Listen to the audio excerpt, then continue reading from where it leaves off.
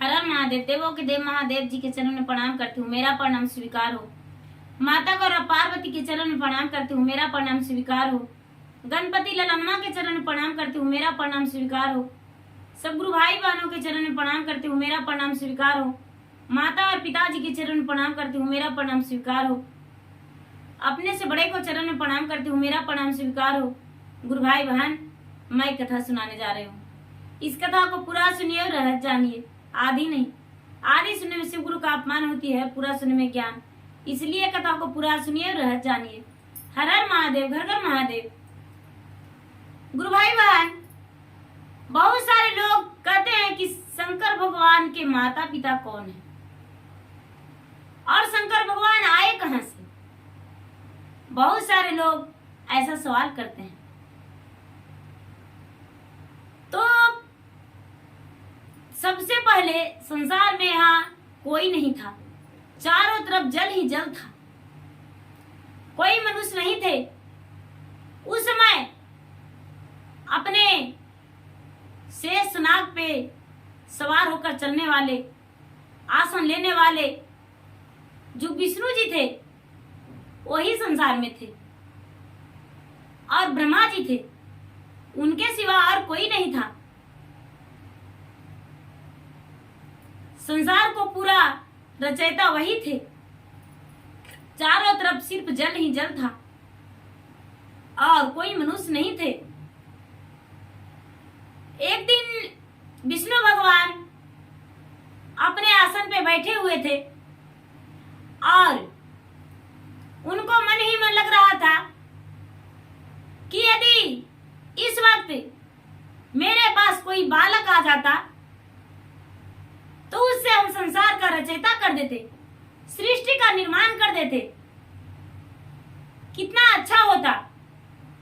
तभी जो नीलकमल होता है, वही नीलकमल से भगवान भोलेनाथ उनके नाभि से, विष्णु जी के नाभि से, नीलकमल से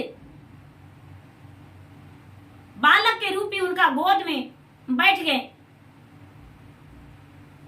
जब ऐसा देखे भगवान विष्णु तो देखते हैं कि ये बालक है। उसमें उनका लीलार पढ़ने लगे तो कहते हैं कि अरे ये मुझसे भी ज्यादा ज्ञानी है, इसका नाम क्या उच्चारण करूं।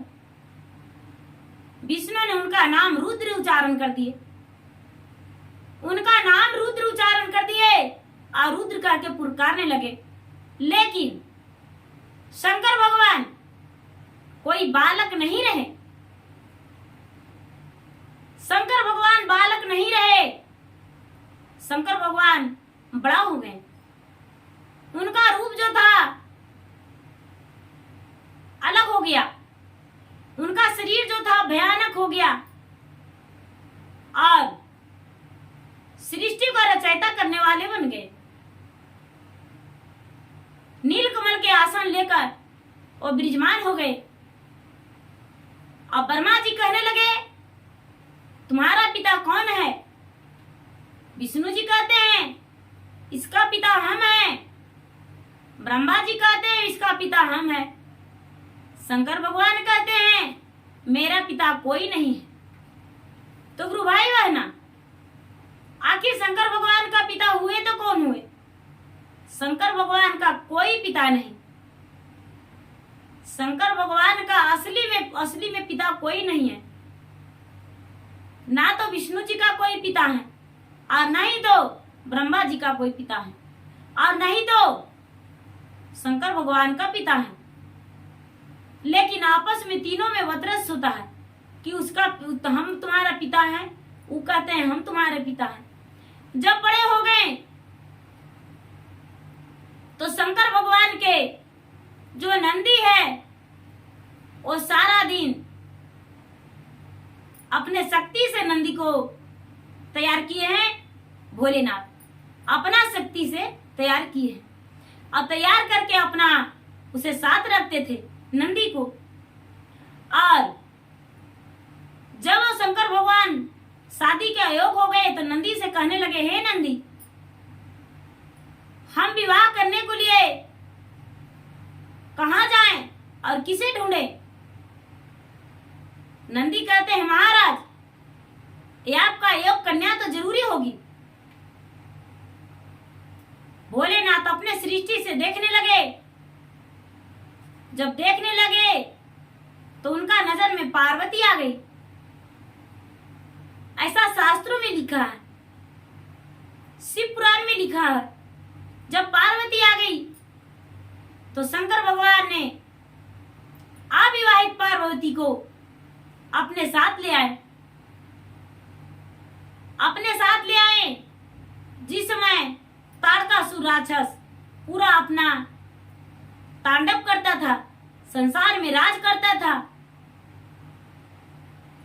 ये पार्वती को लेकर कैलाश पर्वत पे गए, जहां पे उनका नंदी जो था, नंदी इनके लिए रचा रखा था, सजा रखा था, इनका सोने का रूम बना रखा था, फूलों से सजाकर तैयार कर चुका था। जब भोलेनाथ अपने पत्नी पार्वती के साथ गए तो नंदी वहां सारा तैयारी कर लिए थे। ये गए तो नंदी बोले महाराज आपके लिए आपका कमरा तैयार कर दिए हैं, आप दोनों जाकर आराम कर सकते हैं।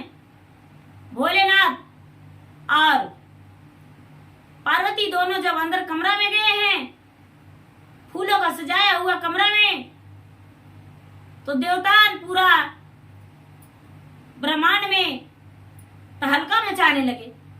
ब्रह्मा विष्णु पुकारने लगे पूरा, हे महादेव आप कहाँ हैं? जागो जागो महादेव, जागो जागो।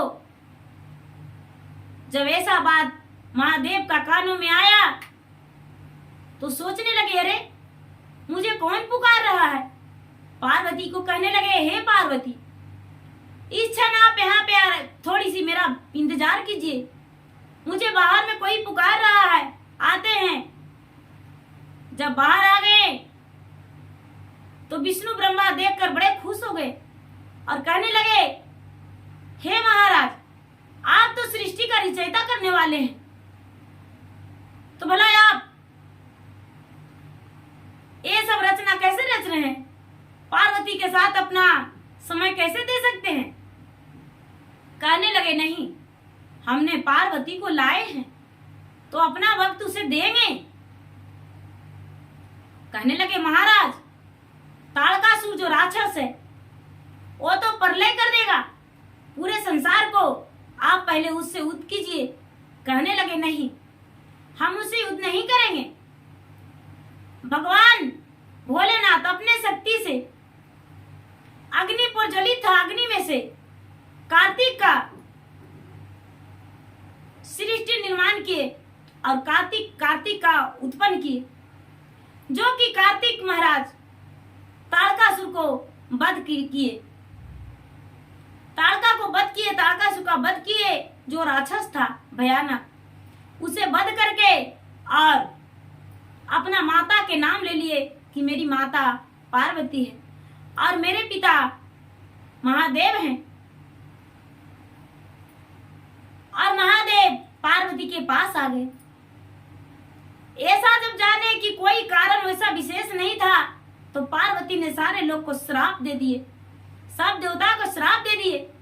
कहने लगे हम आपको श्राप देते हैं, जब तक मेरा पुत्र नहीं होगा हम अपने पति के साथ अपना समय नहीं देंगे, तब तक कोई सृष्टि का निर्माण आगे नहीं होगा। सारा लोग ऐसा देवता देवी कांप उठे, ये क्या कह रहे हैं माते, ऐसा नहीं हो सकता है। माता कहने लगे मेरा श्राप वापस नहीं आएगा, जो हम कह दिए वो कह दिए। और ऐसा कह के माता ने अपने भोलेनाथ के साथ चले गए। भोलेनाथ के साथ चले गए और जो नंदी था नंदी दरवाजे पर रह गया।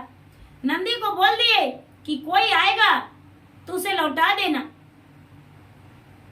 बहुत दिन बाद गणपति को अपने शक्ति से अपने माया से पूरा गण के मिलाकर तत्व को मिलाकर और गणपति को उत्पन्न किए। और गणपति को उत्पन्न करके माता अपने पुत्र माने अपना पुत्र मान के और पूरा सृष्टि का रचयिता बढ़वाए कि ठीक है, पूरा संसार का लोग अब सृष्टि बढ़ाएंगे, रचना रचाएंगे, अपने पुत्र और सब कुछ जनसंख्या बढ़ाएंगे, जिससे लोग खुश रहेंगे। माता पार्वती जब श्राप से मुक्त किए तो संसार आगे बढ़ने लगा और संसार में लोग जन सब कुछ आगे हो गए। लोग कहते हैं कि भगवान का माता पिता, तो भगवान सचमुच में धरती फटके निकले हैं। सचमुच में कोई उनका माता पिता नहीं है। लोग रचना चाहे जो रखे, लेकिन गुरु भाई बहना मुझसे भी ज्यादा ज्ञानी होंगे तो कुछ और ज्ञान देंगे, और चीज जानते होंगे। लेकिन मैंने तो शास्त्र में यही पढ़ा है और यही लिखा है जो आप सबको हम बताने जा रहे हैं, मैं बता रही हूँ। और इससे विशेष अगला वीडियो में। गुरु भाई बहना मेरा वीडियो अच्छा लगे तो इसे लाइक कीजिए, शेयर कीजिए, सब्सक्राइब कीजिए। धन्यवाद। हर हर महादेव, घर घर महादेव।